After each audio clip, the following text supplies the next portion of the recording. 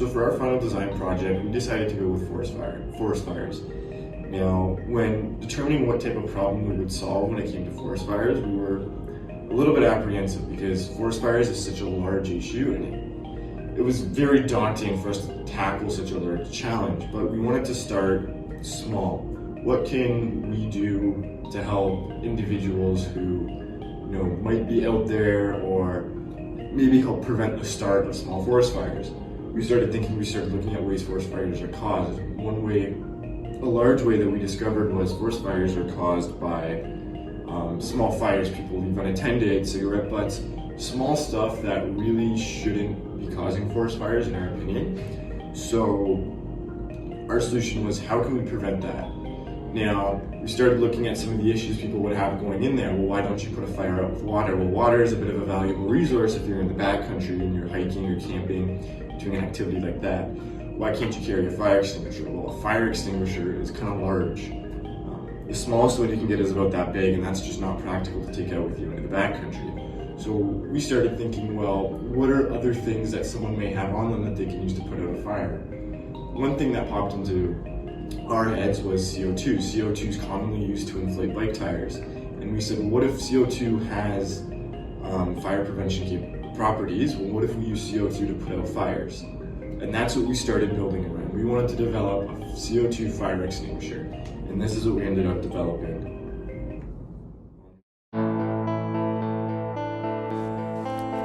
This is the final product when it is assembled in its most compact form.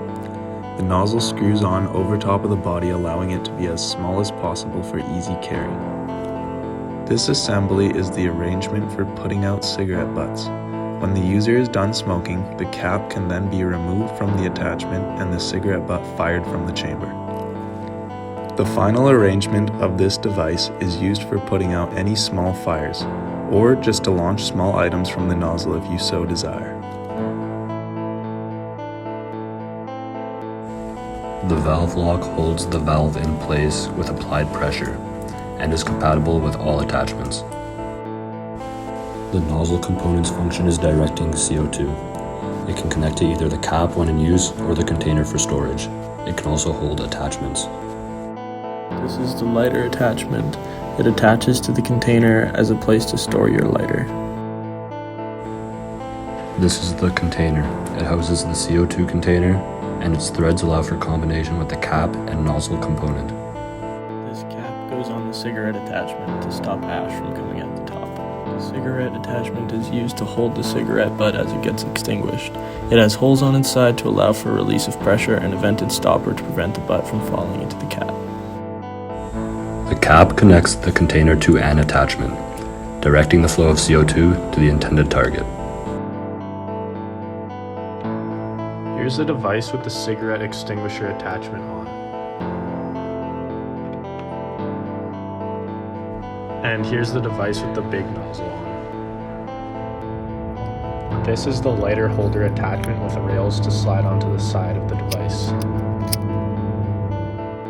And here are most of the parts that we 3D printed throughout the process. Do you know anyone who's not careful with their cigarettes? There have been years where up to 130,000 fires are cigarette related. Our device can help prevent small fires like that.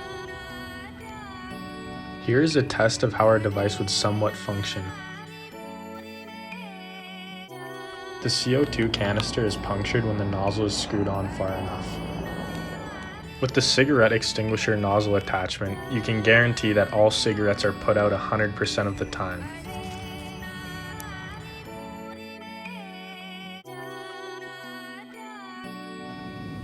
So that's our product.